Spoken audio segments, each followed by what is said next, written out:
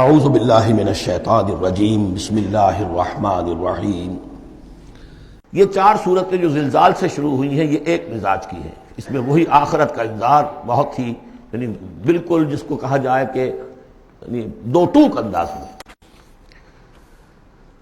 سورۃ العادیات بسم اللہ الرحمن الرحیم، والعادیات ضبحا فالموریات قدحا فالمغیرات صبحا فاثرن به نقعا فوسطن به جمعا۔ یہ پانچویں اور آخری صورت ہے اس اسلوب کی جو صافات سے شروع ہوا تھا، والصافات صفا فالزاجرات زجرا، پھر آئی والذاریات ذروا، اور پھر اس کے بعد آئی والمرسلات عرفا، پھر آئی والنازعات غرقا، اور یہ آخری ہے والعادیات ضبحا۔ اور ان قسموں کے بارے میں بھی اجماع ہے، ان کے معنی میں کوئی اختلاف نہیں ہے۔ وہ گھوڑے کے جو دوڑتے ہیں ہانپتے ہوئے، قسم ہے ان گھوڑوں کی، یا گواہ ہیں وہ گھوڑے جو دوڑتے ہیں ہانپتے ہوئے۔ فالموریات قدحا، پھر وہ اپنے سموں سے چنگاریاں نکال رہے ہوتے ہیں، جب وہ کسی پتھر کے ساتھ ٹکراتے ہیں تو چنگاری نکلتی ہے۔ فالموریات قدحا فالمغیرات صبحا، اور پھر وہ الصبح in the small hours of the morning جا کر غارت گری کرتے ہیں۔ یہ عربوں کا جو کلچر تھا، ان کی جو تہذیب تھی، لوٹ مار، اور لوٹ مار کے لیے ان کا وقت مقرر تھا small hours of the morning, جبکہ بہت سکون سے لوگ سوئے ہوئے ہیں، ٹھنڈی ٹھنڈی ہوا چل رہی ہوتی ہے، بہت ہی مریض کو ساری رات بھی اگر نیند نہ آئی ہو تو اس وقت آ جاتی ہے، وہ وقت ایسا ہوتا ہے۔ اس میں جاتے تھے وہ برق رفتاری کے ساتھ گھوڑوں پر جا کر لوٹ مار کیا، قتل کیا، اور پھر بھاگے وہاں سے۔ یہ ان کا عام جو ہے کلچر ہے، لیکن اس میں استعمال کون ہو رہا ہے؟ گھوڑا۔ اچھا، یہ گھوڑا جو ہے پھر ان کی جنگوں میں بھی استعمال ہوتا تھا، جبکہ آمنے سامنے جنگیں ہیں، وہ جنگوں کے اندر جاتا تھا، حالانکہ اس کی تو کسی سے لڑائی نہیں ہے، وہ صرف اپنے مالک کی وفاداری کر رہا ہے، جو اسے کچھ کھلا دیتا ہے، کوئی دانہ ڈالتا ہے، کوئی کبھی اس کے جو ہے وہ مالش کر دیتا ہے، اس کا اتنا وفادار ہے کہ فرمایا فالمغیرات صبحا فاثرن به نقعا، اور پھر جا کر وہ گرد اٹھاتا ہوا دوڑ کر جاتا ہے فوسطن به جمعا، اور جمعیت کے اندر گھس جاتا ہے۔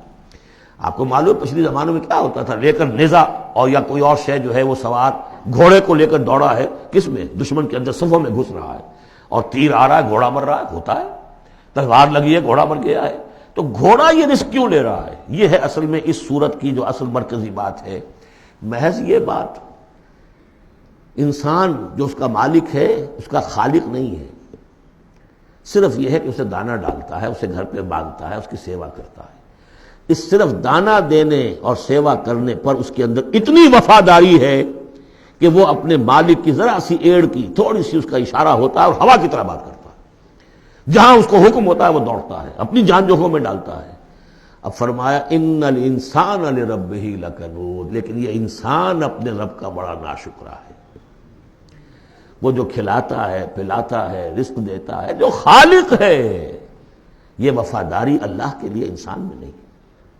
کتے کی وفاداریاں دیکھو، گھوڑوں کی وفاداریاں دیکھو، ان میں کتنی وفاداری ہوتی ہے۔ والعادیات ضبحا فالموریات قدحا فالمغیرات صبحا فاثرن به نقعا فوسطن به جمعا ان الانسان لربہ لکنود۔ کنٹراسٹ، ایک اس کا طرز عمل ہے، ایک اس انسان کا طرز عمل ہے۔ وَإِنَّهُ عَلَىٰ ذَلِكَ لَشَهِيدٌ بَلِ الْإِنسَانُ عَلَىٰ نَفْسِهِ بَصِيرًا، سورہ قیامہ میں جو ہم نے پڑھا ہے اسے خود بھی معلوم ہے کہ میں ناشکری کر رہا ہوں۔